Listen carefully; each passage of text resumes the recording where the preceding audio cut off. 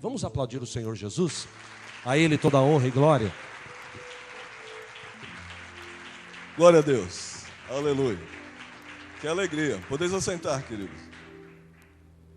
Que gostoso estar aqui na casa do Senhor, mais uma vez, para falar de Jesus Cristo.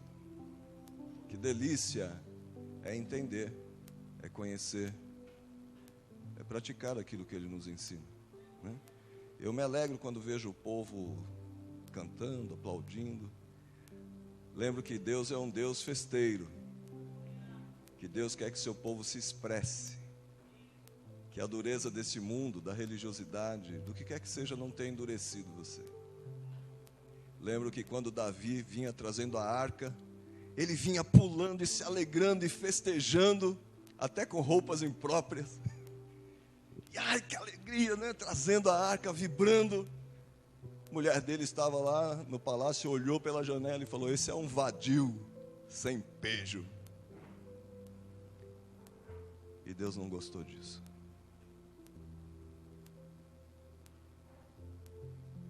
Por isso, que bênção é poder se alegrar. Porque a alegria do Senhor, aleluia. Coisa gostosa é servir ao Senhor Jesus. Hoje é uma noite bem especial para mim, porque tenho pessoas, além dos meus irmãos queridos, pessoas mais queridas também. Está aqui o meu irmão, as minhas sobrinhas, a minha mãe, meu filho. Uma amiga com a família. Vocês sabem que no meu trabalho eu dou treinamentos, tenho um curso de formação de terapeuta comportamental. E essa querida amiga participava ali do curso. O que elas não sabem é que eu peço a Deus pelas pessoas que eu encontro no meu trabalho. E quando vi essa amiga, alguns já conhecem a palavra, os que não conhecem, eu peço: Deus, me dá essa pessoa. Me dá essa pessoa para que eu possa ter a honra de apresentar o Senhor. E na primeira vez que falei com ela de Jesus, ela aceitou, abriu o coração. Na segunda vez que falei de Jesus, ela abandonou a idolatria, aceitou o Senhor, ela e seu filho. Na terceira vez, ela já tinha reunido a família para escutar o que Jesus tinha a dizer. E eu quero me alegrar com ela. Está aqui a Elizabeth, a família, fica em pé, para que todos conheçam. Aleluia! A família também, a mãe, o esposo, a irmã. Isso, fiquem em pé. Isso. Uma alegria. Glória ao Senhor. Glória ao Senhor. Aleluia! Que delícia! Quando Deus vai espalhando a sua palavra, vai quebrando os corações, não é? É uma maravilha. Glória a Deus. Antes de passar a mensagem, quero fazer mais uma oração. Eu vou pedir para uma pessoa que me é muito cara fazer essa oração, uma pessoa que eu quero demais, que eu gosto demais, meu filho. Vem aqui. Missionário Johan já está pregando nos lares, né? Deus já está conduzindo, encaminhando e tem dado a ele experiências incríveis com o Senhor. Isso é muito bom. Ore por mim, filho. Obrigado. Cumprimento a igreja pela paz do Senhor. Sinceramente, eu estava com saudade de vir aqui e agora eu estou muito alegre de estar com vocês aqui juntos. Agora vamos orar. Vou convidar vocês para que ficassem em pé e ficassem de mão dadas um com o outro, pelo lado, assim, para que sejamos unidos, uma família. Estão todos de mão dada? Oremos. Senhor, Tu és santo, todo-poderoso, nosso Criador e único. Senhor, peço-lhe para que meu Pai pregue bem, para que Ele possa dar palavra com toda a sabedoria. Senhor Cristo, peço-lhe que abra o coração das pessoas aqui da igreja, que elas recebem bem a mensagem do meu Pai.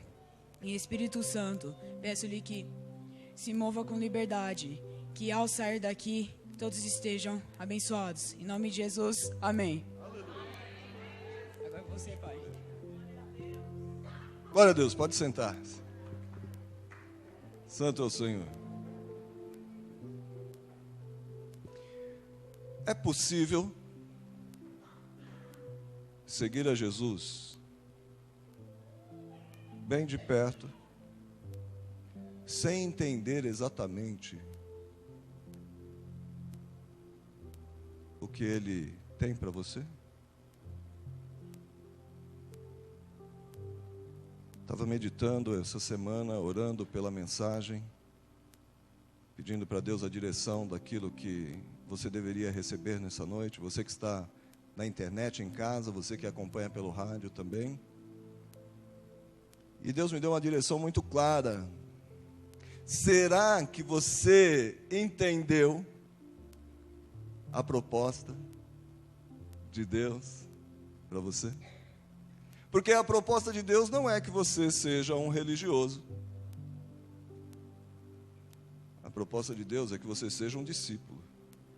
E existe uma diferença enorme entre ser um religioso e entre ser um discípulo. Você vai ver um Jesus muito humilde, muito manso, muito amoroso, capaz até de chorar com você quando você chora. Mas você só vai ver Ele com raiva. Ele falando duro quando Ele fala com um religioso. Porque religioso é aquela pessoa que, ao invés de misericórdia, ele tem preconceitos. Ao invés de amor, ele tem críticas. E a boca que deveria abençoar é aquela que amaldiçoa às vezes. Por isso, o Senhor Jesus quer nesta noite abençoar quem? Os seus discípulos e as suas discípulas. E quer que o religioso também aprenda a se alegrar, a ter um coração mais flexível, mais quebrantado, para que possa entender qual seja a boa, agradável e perfeita vontade do Senhor. O texto que o Senhor me orientou para essa noite, vamos ficar em pé em reverência à palavra de Deus. Está no livro de Mateus, no Novo Testamento.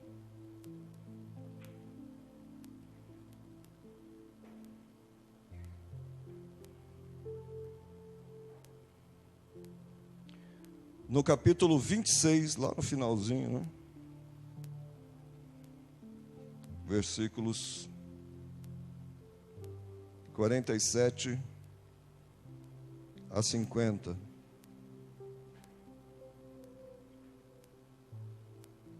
Se você está vendo que alguém está sem a Bíblia, chega juntinho para que todos possam compartilhar do maná do Senhor para nós nessa noite. Mateus 26, de 47 a 50, diz assim: E estando ele ainda a falar, eis que chegou Judas, um dos 12, e com ele grande multidão com espadas e varapaus, enviada pelos príncipes dos sacerdotes e pelos anciãos do povo. E o que o traía tinha-lhes dado um sinal, dizendo: O que eu beijar é esse, prendei-o. E logo aproximando-se de Jesus, disse: Eu te saúdo, Rabi, e beijou-o. Jesus, porém, lhe disse: Amigo, o que vieste fazer? Então, aproximando-se eles, lançaram mão de Jesus e o prenderam. Amém. Pode sentar. Um tema para a mensagem dessa noite: o erro de Judas. Trabalho como psicólogo, os irmãos sabem. E a gente percebe uma coisa interessante em psicologia. Palavras têm poder de gerar sentimentos automaticamente em você. Já percebeu isso? Palavras geram sentimentos. Quando você fala a palavra mãe, se você teve uma boa experiência com sua mãe, automaticamente você tem um sentimento muito bom. Quando se fala Judas, que tipo de sentimento sobe ao seu coração? Um sentimento bom? Não, né? Ninguém dá o nome do filho, né? Ai, vai chamar Judas. Por quê? Porque ninguém, apesar de Judas ser um nome comum da época, até o Senhor Jesus tinha um irmão chamado Judas, Tadeu. Mas depois de que Judas Iscariotes fez, parece que esse nome ficou estigmatizado para sempre. Mas eu quero, nesta noite, colocar o teu foco num detalhe que muitas vezes passa despercebido. Judas era um homem. E ele não era só, não tinha só falta de virtudes, ele tinha virtudes. Você percebe que Judas era um homem, em primeira instância, preocupado com o seu povo. Que interessante. Porque o povo, naquele tempo, era escravizado pelos romanos. E Judas tinha o interesse de que seu povo fosse livre dos romanos. Puxa, eu quero que meu povo seja livre. E ele, quando viu Jesus, dos discípulos que Jesus escolheu, Judas era o único que não era galileu. Todos os outros eram galileus, ali da Galileia. E quando ele viu o poder de Jesus, ele pensou, puxa, está aí o homem que nos libertará, a mim e ao meu povo, do jugo de Roma. Veja, não era uma má intenção. E quando se aproximava de Jesus para tentar fazer isso, Jesus sempre dizia, né? Meu reino não é desse mundo, você está enganado. Mas ele, como era inteligente, ele maquinou um jeito de fazer acontecer o que ele queria. Já sei o que eu vou fazer. Eu vou trair Jesus. Supostamente trairei Jesus. Os soldados virão prender a Jesus. E quando Jesus for preso, ele manifestará o seu poder de uma forma tal que desbaratará os romanos e nós seremos livres e eu terei estabelecido aquilo que eu quero. E ele, sem orar, né? Problema quando você tem boas intenções sem orar, não é? Ele fez e foi. E para surpresa dele, nesse texto que nós lemos, Jesus estava ali no Monte das Oliveiras, falando ainda com os discípulos, quando chega Judas com um monte de soldados para prender Jesus, para trair Jesus, para matar Jesus. E me parece que se é uma hora que Jesus precisava se irritar, seria essa, né? Não falei para você que eu não sou, o meu reino não é deste mundo, embora eu seja dono. Será que você não entende, né? Pai, faz cair um raio do céu sobre Judas que não entende nada, sobre esse exército também. Mas o que me encanta na Bíblia é a paciência de Deus. E Judas vem e dá um beijo em Jesus.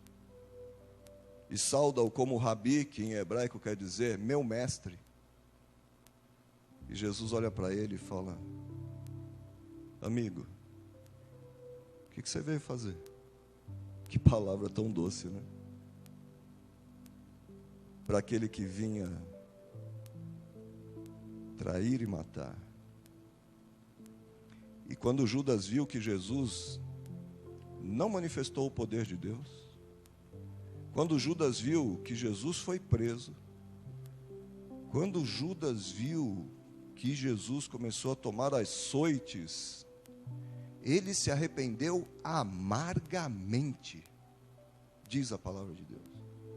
Ele havia cobrado 30 moedas, e ele foi lá no templo e devolveu as 30 moedas, porque ele estava arrependido.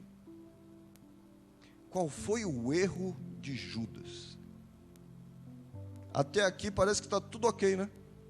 Fez tudo certinho, traiu, tinha um plano, o plano não funcionou, ele se arrependeu, ele fez o que dizia a lei, foi lá e devolveu a moeda, só que ele devolveu para os religiosos, ele foi pedir um conselho para os religiosos. Este foi o erro de Judas. E os religiosos olharam para ele e falaram: o que está feito, está feito. Se Judas tivesse entendido a proposta de Jesus, ele teria pedido perdão para Jesus e não para os religiosos. Porque, queridos, é possível às vezes estar seguindo a Cristo e não entender o que Ele tem para você. Ao longo do meu ministério, tenho falado com tanta gente, tenho conhecido tanta gente, e tenho visto a aflição de tanta gente, tanto no meu consultório, quanto muitas vezes no gabinete pastoral. E lembro de uma vez que eu ouvi uma senhora de 35 anos de casada, que ela dizia assim, era um exemplo aquela senhora, e todos elogiavam, então falavam: puxa, que mulher exemplo. Aí um dia ela abriu o coração e disse assim: pastor, todo mundo pensa que eu sou um exemplo, eu não dou motivo para o meu marido reclamar, às vezes ele está nervoso, eu fico quieta, para não brigar, sempre costurei as roupas, sempre fiz comida, sempre limpei tudo, sempre fiz tudo, de maneira que todos aqui têm como um verdadeiro exemplo do que deve ser um casamento. Mas eu preciso te dizer uma coisa. O que é? Eu não sou feliz. Eu nunca fui feliz ao lado desse homem. Por que você casou com ele? Ah, pastor, porque no meu tempo não era como é hoje, não. No meu tempo os pais é que escolhiam. E o dia que meu pai escolheu o meu esposo, me apresentou, eu já olhei, já não gostei. Não tinha opção. E fui seguindo a vida desta forma, com ele. Mas eu não sou feliz. E esse exemplo me deu uma tristeza de saber que existem pessoas que estão dispostas a ir na igreja, a fazer tudo o que a igreja pede, a ser, às vezes, até apontado como um exemplo, mas não é feliz. E não é feliz por quê? Porque não aprendeu a amar a Cristo. Muitos conhecem uma religião, muitos conhecem leis, muitos conhecem normas, mas não conhecem Cristo. E é muito natural que se apresente para os outros aquilo que você conhece. Eu não sei por qual motivo você segue a Cristo. Mas se Jesus pergunta para você: filho, filha, por que você me segue? A palavra que ele espera ouvir é que você é apaixonado, apaixonada por ele. Senhor, eu te sigo porque eu te amo. Eu tenho um grupo de estudos que eu dirijo lá em Campinas, pela graça de Deus. E eu vejo a forma, muitas vezes, como nós chegamos diante de Deus.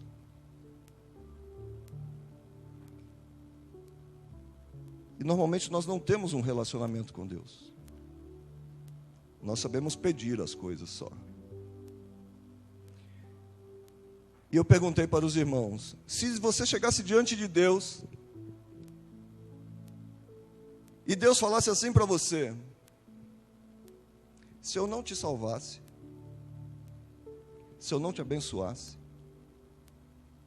se eu não te livrasse, se eu não te protegesse, se eu não fizesse absolutamente nada por você, será que você seria capaz de me adorar só pelo que eu sou?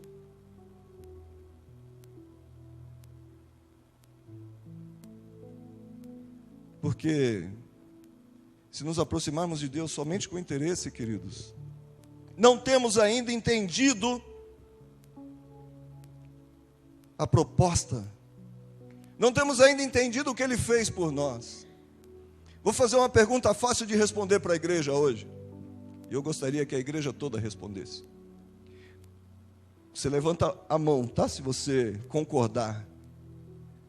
Quantos aqui acreditam, no fundo do seu coração, que Deus perdoa os pecados? Levante a mão. Glória a Deus por isso. Porque Deus perdoa mesmo. Só que quando a gente fala assim, a gente não entende exatamente o que é o perdão dos pecados para Deus. Muitas vezes, meu filho, quando era pequenininho, graças a Deus é um filho amoroso, eu falo com ele uma vez só. Só uma vez que eu tive que dar um tapa nele. Ele acha que eu ensino a ele muitas coisas. Ele fala, pai, eu gosto do jeito que você me ensina. Mas o que ele não sabe é que Deus usa ele para me ensinar também. Os meus filhos, Deus usa para me ensinar.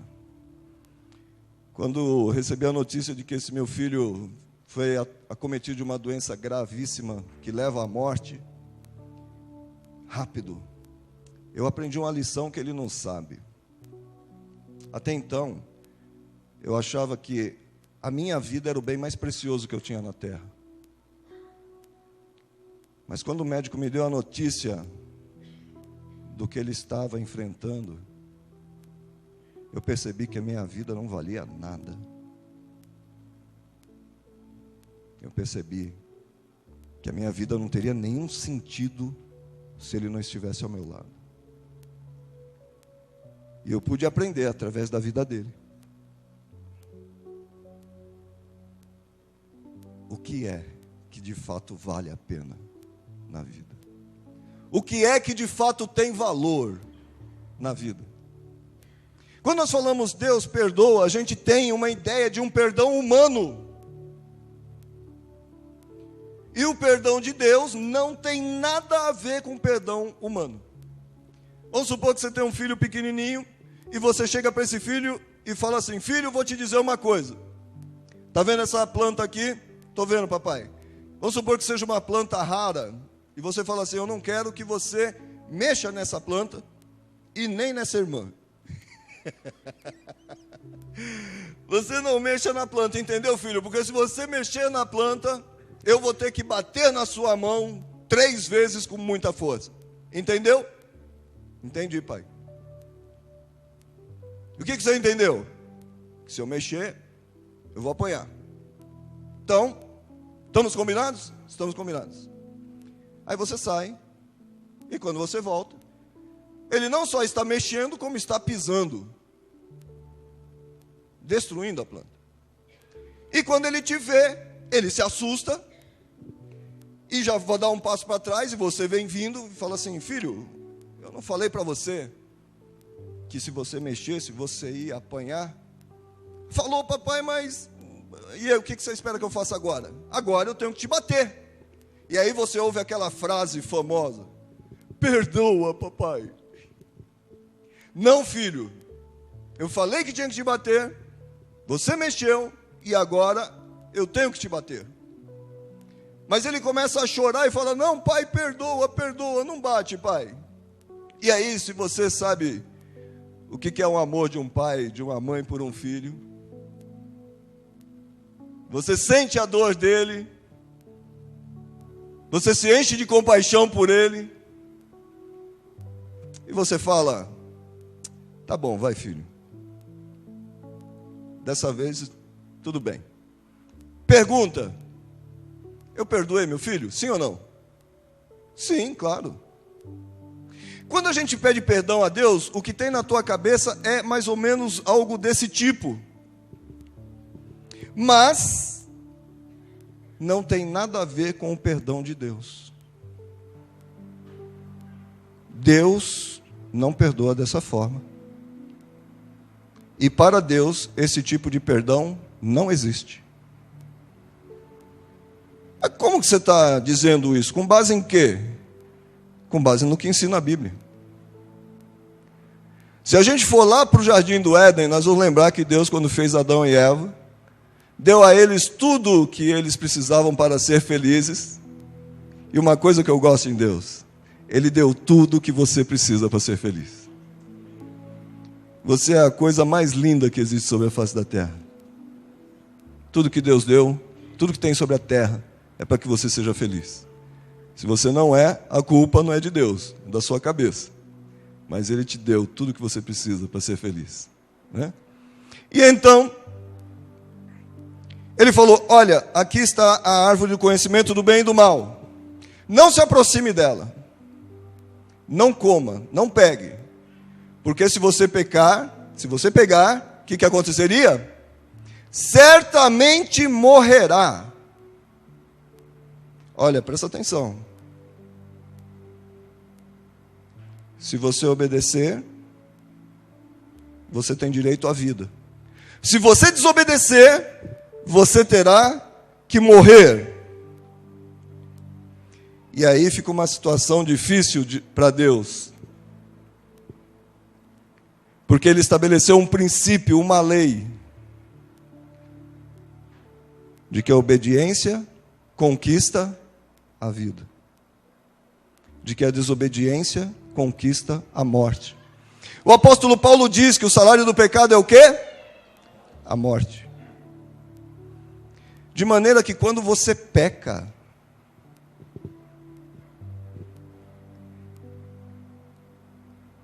você não tem ideia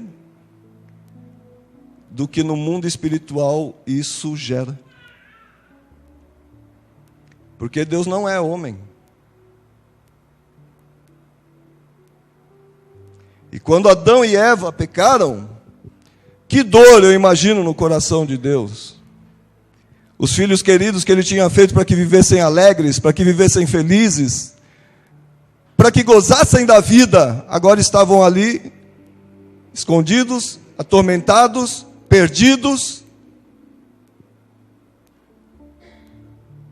E Deus, quando chega próximo, pensa, puxa vida, eu posso voltar atrás no que eu disse? Pode? Não. E aí é que se apresenta a figura maravilhosa de Jesus. Eu não posso voltar atrás. Porque o salário do pecado é a morte. Filho, você entendeu o que eu falei? Para que você não tocasse? Sim, entendi. E o problema no mundo espiritual é que também tem um inimigo. E imagina o inimigo, né, o acusador das nossas almas, olhando tudo isso. Se Deus não mata Adão, o que o inimigo fala? Você é mentiroso. Se Deus mata, você é cruel. Não é assim? E aí, Deus ficou num dilema enorme. Por quê? Porque agora Ele teria que matar o homem. Mas o homem olhou e falou, Senhor, perdão, tem misericórdia, Deus. Eu errei, eu sei que eu errei. E Jesus intercede por nós nessa hora. E diz, Pai, vamos fazer uma coisa. Imagina esse diálogo no céu. Pai querido, Pai bendito, para que o homem não morra, deixa eu ir lá, viver como homem. E muitas vezes a gente não entende exatamente o que Jesus fez, o amor de Jesus por nós. Imagina você, querido, que Deus te desse o poder de você criar alguma coisa. Te desse o poder de você criar formigas, que você pudesse criar essas formigas. Só que tem vários tipos de formiga, não tem? Tem uma grandona, tem uma média, e tem aquela bem pequenininha, que aparece na tua cozinha, que você não gosta. Vamos supor que você tivesse criado esse tipo de formiga. E você está contemplando, puxa, que legal, olha as formigas que eu consegui criar. E você percebesse que essas formigas começam a ir em direção à perdição, ao fogo. O que você faria para salvar suas formigas? Conta para mim. Se você gritar, formigas, não vão para o fogo, ela fala a sua língua? Ela vai entender? Não. Se você disser, se você colocar o pé, ela vai olhar para cima, ela é tão pequena e você é tão grande que ela vai ver um grande preto. Se você coloca a sua mão, ela vem, vai e continua o caminho de perdição. Só tem um jeito de você salvar a sua formiga. Qual seria? Você se transformar em formiga. E falar a língua delas. Sofrer com elas. Passar as necessidades delas. E fazê-la entender o amor que Deus tem por elas. Agora tem um detalhe. Se você se transforma em formiga, você está sujeito à lei que rege o mundo das formigas. Se alguém te apertar, você vai morrer. Pergunta que eu quero fazer para você nessa noite. Você aceitaria? Você trocaria o seu conforto de humano para se tornar uma formiga? Não. Mas foi isso que o Senhor fez por nós. Ele aceitou. Ele veio para que nós simplesmente não morrêssemos. E Ele viveu como homem. Não é um Deus ausente. É um Deus que entende você. Não é um Deus que está lá no céu com o braço cruzado vendo o seu sofrimento. Não, querido. Por que Jesus pode te entender? E é o único que pode te entender. Porque Ele passou as suas aflições, as suas tentações. Ele sabe o que é estar sem dinheiro. Quando Ele vinha entrando com Pedro na cidade de Cafarnaum, os cobradores de impostos foram cobrar Jesus. Você não vai pagar o imposto? Ele olhou para Pedro e falou, você tem dinheiro? Não. E o Senhor? Também não. Ele sabe o que é estar sem dinheiro.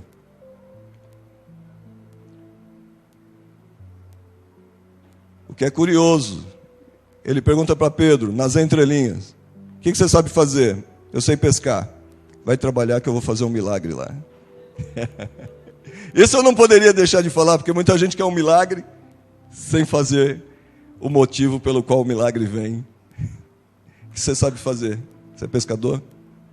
Vai lá trabalhar.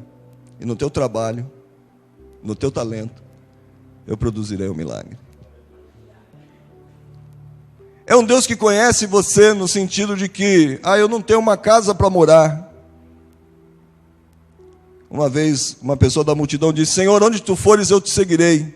E ele falou, a raposa tem os seus ninhos, os seus covis, os pássaros têm os seus ninhos. Mas eu não tenho nem aonde deitar a minha cabeça, porque naquele tempo o seu ministério já estava ficando difícil, as pessoas estavam perseguindo ao Senhor para matá-lo. Mas Jesus não sabe o que é traição, eu fui traída. Nós acabamos de ler.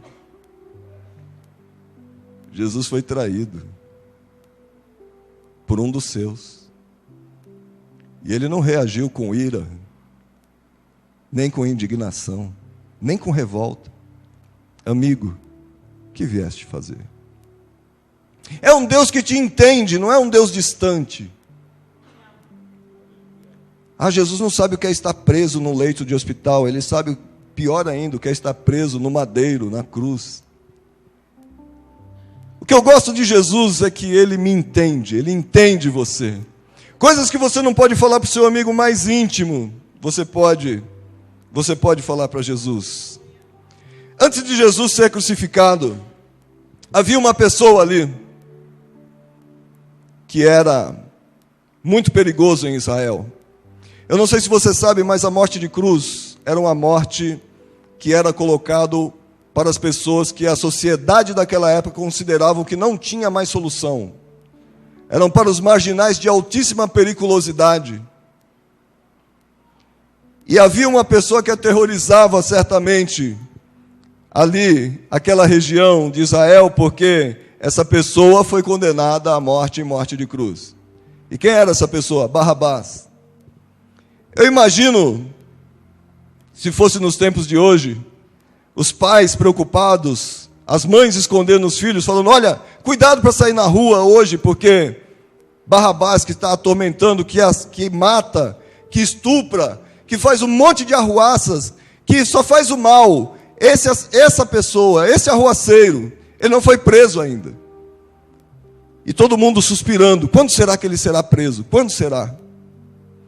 E que alegria quando saiu a notícia, finalmente prendemos Barrabás. E quando Barrabás foi preso, apesar da alegria de Israel, apesar da alegria do carpinteiro que foi chamado para fazer a cruz dele, porque naquele tempo a cruz era feita sob medida, eles tinham um conceito ecológico, para que não faltasse cruz e nem faltasse. E quando Barrabás foi preso, o carpinteiro veio, tomou as medidas dele e fez uma cruz personalizada para ele. E eu quero que você imagine comigo Barrabás ali na prisão, sabendo que amanhã seria o dia da sua morte. Se você soubesse que iria morrer amanhã,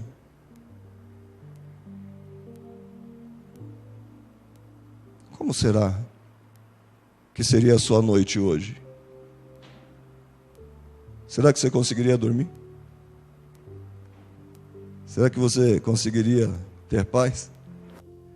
Ou será que você estaria em agonia, sabendo que amanhã seria preso e torturado, preso na cruz? E a prisão de cruz, a morte de cruz era uma coisa bem interessante, queridos, porque era um instrumento de tortura muito eficiente. Porque ninguém morre porque tem as mãos e os pés atravessados. Os romanos faziam isso porque descobriram que nas suas mãos é o lugar que tem mais terminais nervosos por centímetro quadrado. Então, a pessoa tinha um cravo que atravessava as mãos, não para segurar, porque ele era amarrado pelo antebraço na cruz, mas porque sabe que é uma tortura enorme. Se você espeta um alfinete na palma da mão, como é que você fica de noite? Você descobre que você tem um coração na mão e um outro no peito, não é? Imagina ter as mãos atravessadas por um cravo. E depois ele ficava seminu na cruz, com as mãos assim, o pé de lado, um cravo atravessava o calcânio, os ossos, e lentamente começava a gotejar o sangue. A pessoa na cruz, os livros contam que ela demorava de 3 a 5 dias para morrer. As costas do prisioneiro era flagelada com um chicote, com um tribulum. Era um chicote que tinha 3 esferas de chumbo na ponta, por isso que chama tribulum. E dilacerava as costas. A cruz era rústica. E o único jeito da pessoa respirar ali na cruz, porque quando você levanta as mãos, será que tem alguém aqui que sabe o que acontece com a sua caixa torácica? Quando você levanta as mãos, a sua caixa torácica abre ou fecha? Alguém sabe? Fecha. Se você levanta as mãos, a caixa torácica fecha. E o único jeito de você respirar na cruz seria se apoiando no ferimento do calcanhar e levantando, fazendo isso aqui, ó. E as costas, como é que estavam? Então você tinha que ficar esfregando os seus ferimentos para se manter vivo. E um prisioneiro na cruz, ele podia refletir durante esses dias que ele estava ali em agonia, sobre a miséria da vida dele. E alguns contam que depois de 3 dias, imagina, o dia inteiro no sol daquela região que cozinha você vivo. À noite, ao contrário, um frio que vem do deserto.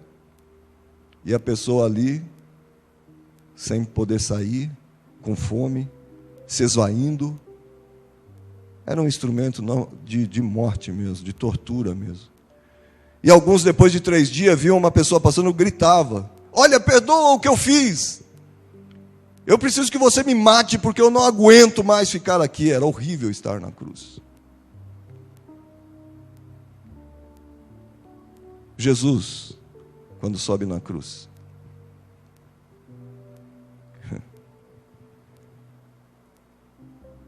sobe na cruz por amor a você. A palavra diz, naquela noite eu imagino Barrabás como estava, aflito, desesperado. De repente acontece alguma coisa. Prenderam Jesus, que nunca fez mal a ninguém.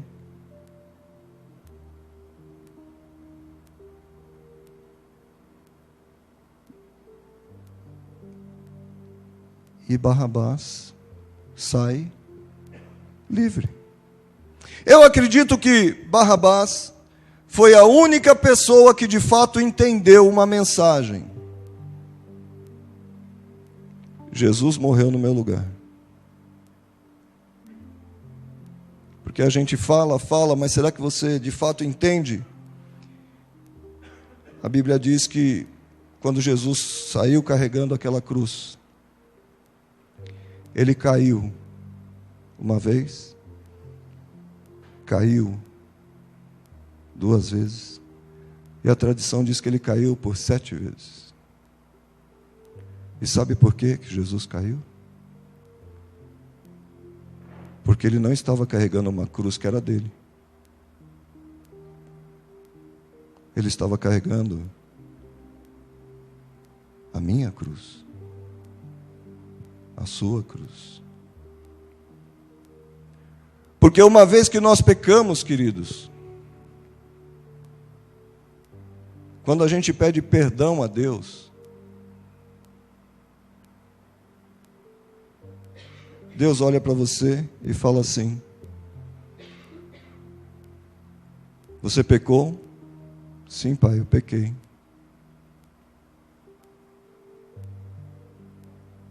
Você sabe que o que eu tenho que fazer agora? Sim, Deus, eu sei. Será que você sabe? O que Deus teria que fazer agora? Matar você.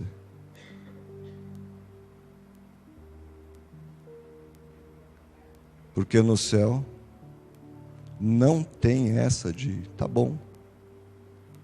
Existem princípios, existem leis. Agora eu tenho que matar você. E essa palavra matar na Bíblia, ela tem uma conotação interessante no grego. É necrosis e tem hora que aparece a palavra thanatos. Ou seja, é morte física e morte espiritual. O que é a morte espiritual? É você estar para sempre longe de Deus.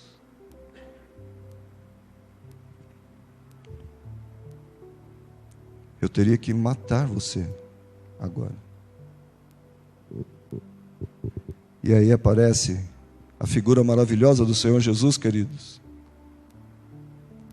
E fala para o Pai: Pai, eu vivi como homem na terra, eu não pequei, eu obedeci, e a lei oferece a morte para quem peca, mas oferece a vida para quem obedece.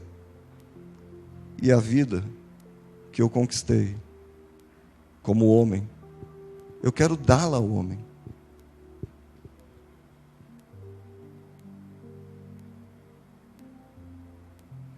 E então você olha para Deus e fala: Senhor, perdoa os meus pecados. E Deus olha para você e fala assim: tá, eu perdoo os seus pecados. Eu teria que matar você, mas eu vou fazer uma coisa por amor a você. Eu não vou matar você, mas você terá que matar o meu filho.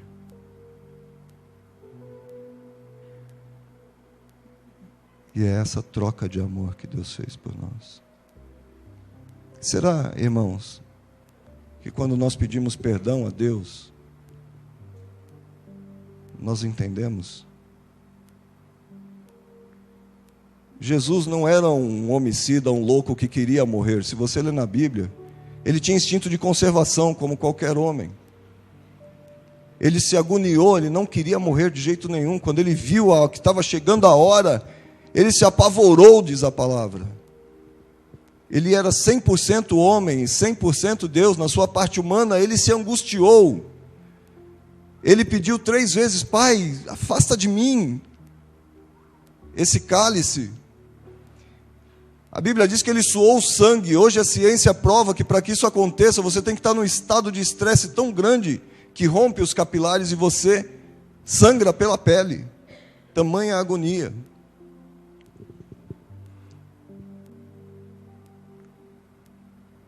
Quando Pedro foi defender Jesus quando Judas vinha vindo, e Pedro sacou a espada e cortou a orelha de Malco, Jesus falou: guarda já a tua espada, porque se eu quisesse, eu oraria ao Pai nessa hora, e viriam 7 legiões de anjos me salvar.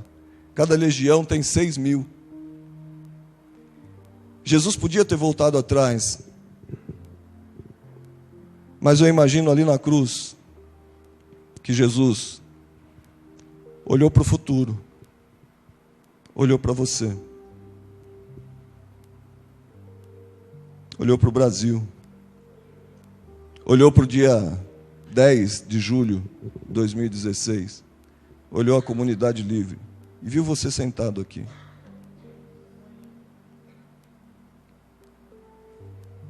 E por um momento, a tua salvação, a tua perdição, a tua vida, a tua morte, a tua alegria, a tua tristeza, estava nas mãos de Jesus. Ele poderia clamar ao Pai? Sim. Mas ele olhou para você e olhou para mim.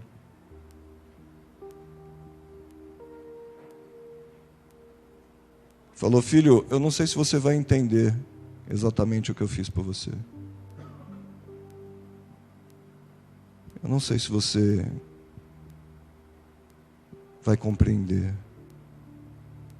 o que significa quando você vem para mim e pede perdão. Mas por amor a você, ainda que você nunca entenda, ainda que você nunca creia, ainda que você se torne um mero religioso, mesmo assim, eu amo você. Você é a coisa mais importante para mim. E eu quero ter você, porque a eternidade não será a mesma se você não estiver junto.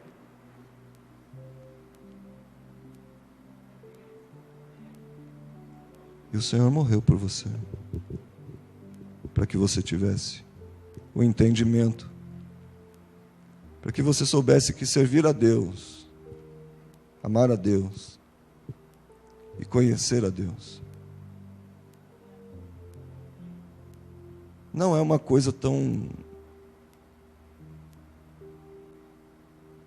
simples. Não é uma coisa que pode ser negligenciada como a gente faz normalmente, achando que pede perdão e tudo bem. Cada vez que pedimos perdão, é como se estivéssemos mandando Jesus para a cruz novamente.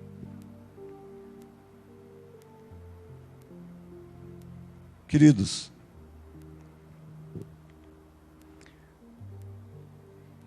quando Deus me mostrou o que eu deveria trazer nessa noite, eu falo: Pai, me parece que eles já sabem que é assim.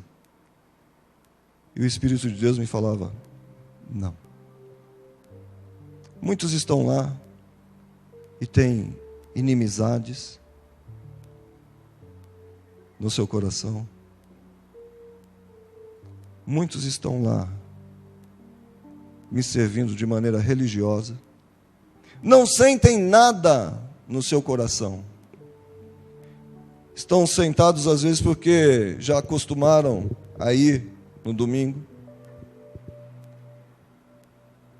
Muitos estão lá porque é o que se espera, a família quer, o pai quer, a mãe quer, o irmão quer, o marido quer. Eles não sentem amor, porque não entendem o que eu fiz.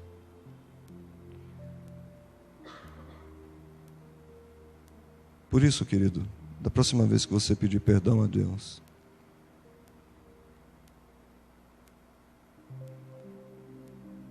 sinta Deus olhando para você.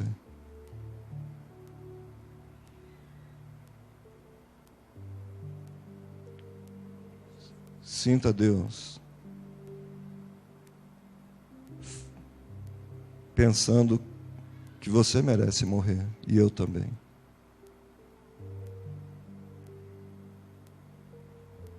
Você pecou, merece morrer. Mas ao invés de eu matar você, você mata o meu filho. Vamos fazer essa troca de amor, para que você tenha vida. E eu quero te fazer um apelo para o qual Deus me moveu e me mandou aqui nessa noite.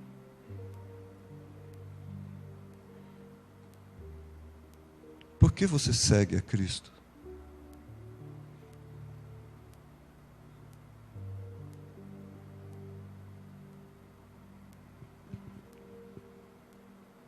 Como têm sido as tuas orações? Será que tem vida na sua oração?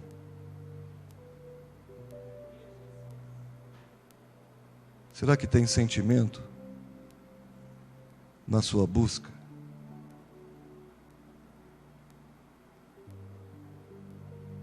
O Senhor não quer que você erre como Judas, se enterrando numa religião, entende?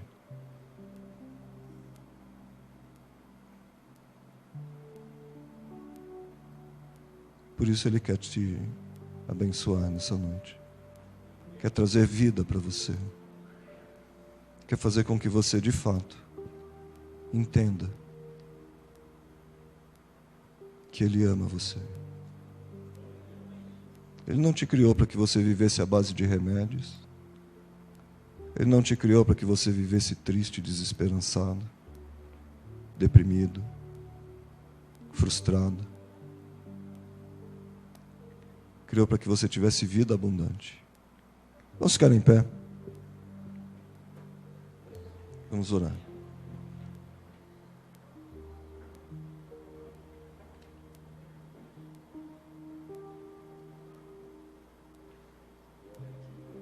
Quando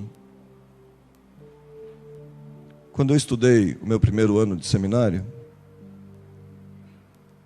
eu estudei com os irmãos coreanos.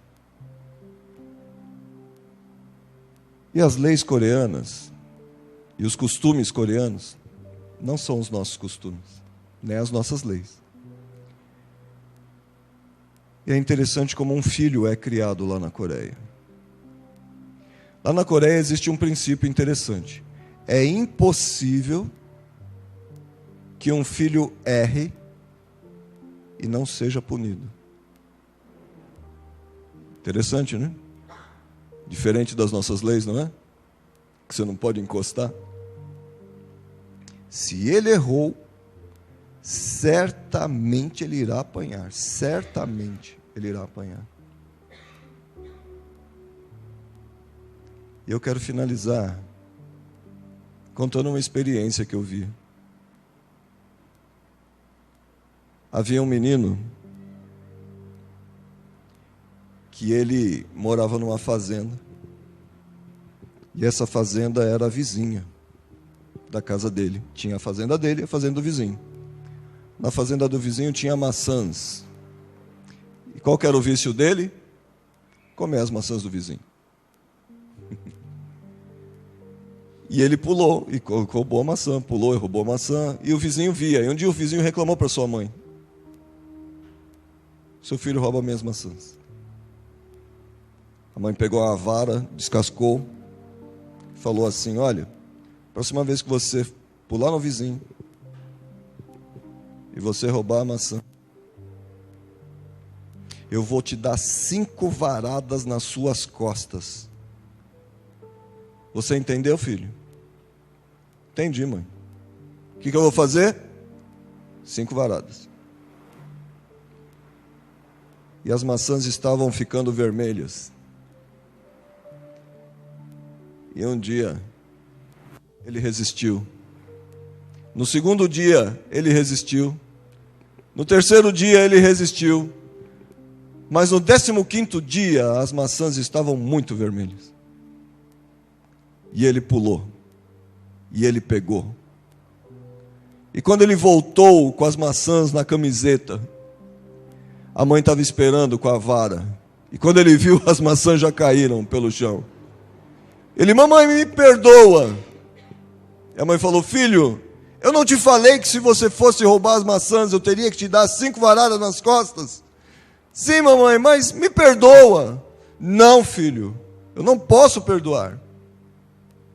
Porque você sabe que houve transgressão, houve um delito, e certamente o delito precisa ser punido. Não, mamãe, não faz isso, me perdoa. E ele se jogou no chão de joelhos. Você não gosta de mim. Se você gostasse, você me perdoava. E que mãe, né, que pode ver um filho nessa situação e não se compadecer dele? E ela falou: filho, você não quer ser punido? Você não quer receber a punição? Não, mamãe, eu não quero, me perdoa. E ela falou: levanta então. E ele levantou feliz. E ela pegou a vara e deu na mão dele. Segura a vara. E ficou de costas para ele e falou: você agora tem que bater em mim 5 vezes, com toda a sua força.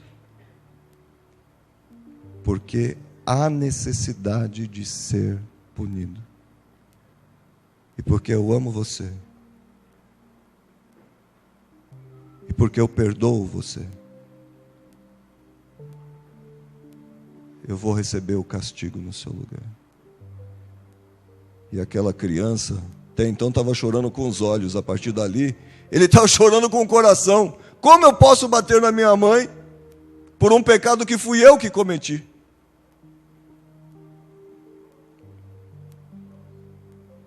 Entendeu o que nós fazemos com Jesus? Uma vez na igreja, tinha um livro com uma silhueta da crucificação. E uma criança estava perguntando, uma criança nova: quem é esse? E a professora da escola dominical dizia: esse é um ladrão que não aceitou Jesus. E aí na cruz outro: e esse? Esse é o ladrão que aceitou Jesus. E esse do meio, quem é? Esse é Jesus, o Salvador, que não tinha pecado nenhum. E embaixo tinha uma multidão. E esse, quem são? Esses são os malfeitores que crucificaram a Jesus, ela disse. Mas demorou muito tempo para entender que esses somos nós.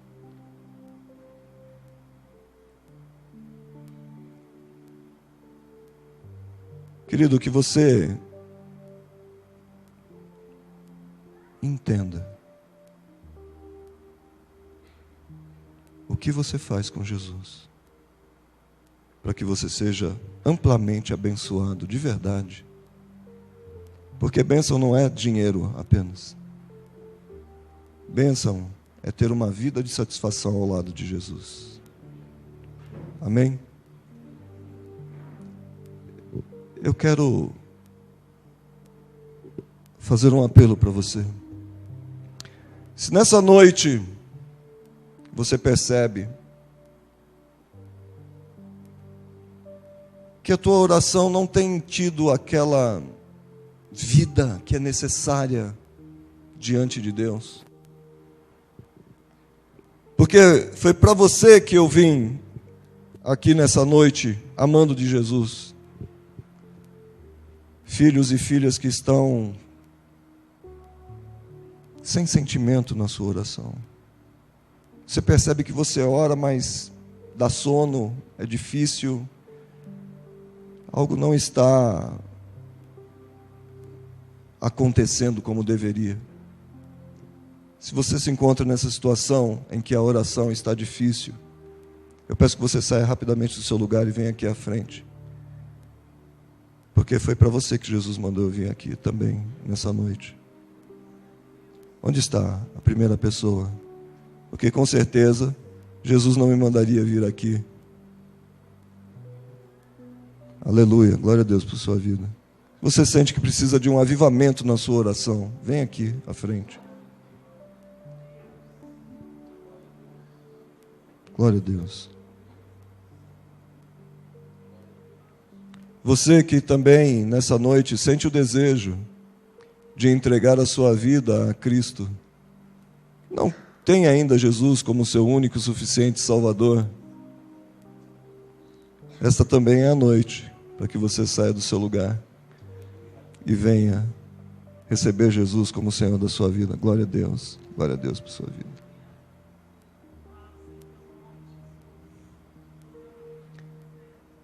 Você que tem pedido perdão muitas vezes, mas não tinha entendido exatamente o que você estava fazendo com Cristo,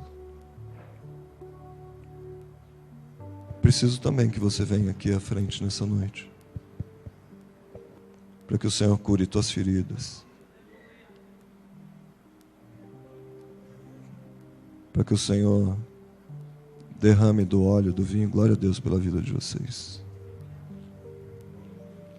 E você que está em dúvida, será que eu vou? Será que eu não vou? Eu não posso orar aqui do meu lugar? Não. Você tem que vir. Porque lembra do jovem rico que foi parar lá no meio dos porcos? Jesus foi lá tirar ele de lá? Não. Jesus esperou ele vir. Glória a Deus por sua vida. Isso, glória a Deus. Glória a Deus. Glória a Deus por sua vida. Glória a Deus. Glória a Deus. Glória a Deus. Aleluia. Vamos dar as mãos. Vamos orar.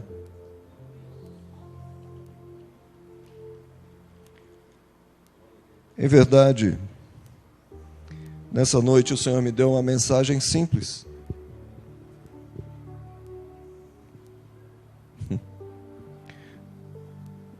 Mas veja só o efeito, né? Glória a Deus por sua vida, você tem um coração sensível. Porque a palavra de Deus diz: a minha ovelha conhece quando eu chamo.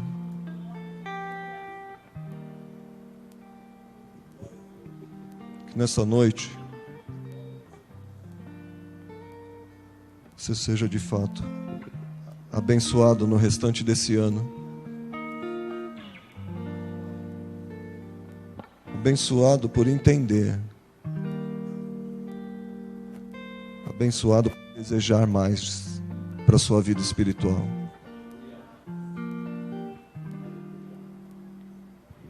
Pensar mais antes de errar, pensar mais antes de pecar, pensar mais antes de agredir, pensar mais antes de criticar, pensar mais antes de maquinar o mal, para que Jesus não receba o castigo que você merece e eu mereço. É entender e amar, em nome de Jesus. Vamos orar. Pai querido, em nome de Jesus eu quero te louvar, ó Deus, pela singeleza da tua palavra, mas pelo efeito que ela causa nos corações, ó Pai. Em nome de Jesus eu quero te louvar por essas pessoas, ó Deus, que precisam ser agora avivadas na sua oração, ó Pai. Meu Deus, o inimigo muitas vezes tem colocado obstáculos, dificuldades, ó Deus, entraves, sono, para que teu povo, ó Deus, não ore como convém, ó Pai, porque o Senhor quer pessoas vivas, pessoas que se derramam diante do seu altar, pessoas, ó Deus, que têm um sentimento dentro do seu coração ao orarem a Ti. O sentimento que houve em Cristo Jesus, como diz a Tua palavra, haja em vós o mesmo sentimento que houve em Cristo Jesus. Por isso, Deus, aviva, Senhor, a Tua obra, torna notória em nossas vidas e na Tua igreja, ó Deus. Que não seja necessário vir uma dificuldade para orarmos como convém, porque, meu Deus, quando a dificuldade vem, aí nós oramos com fervor, aí nós dobramos os joelhos, aí nós clamamos, meu Deus, que não seja necessário vir a dificuldade, para que o teu povo ore como convém, ó Deus, com fervor, com fé, com sentimento, Pai, nós queremos derramar agora o nosso sentimento diante do Senhor. Dizer que entendemos esse amor, ó Deus, porque o Senhor não é homem, porque no Senhor não há sombra de variação. E todas as vezes que erramos, sabemos que o sacrifício de Jesus é que foi o preço do nosso erro. Meu Deus, muitas pessoas estão aqui, a família, clamando pela família, ó Deus.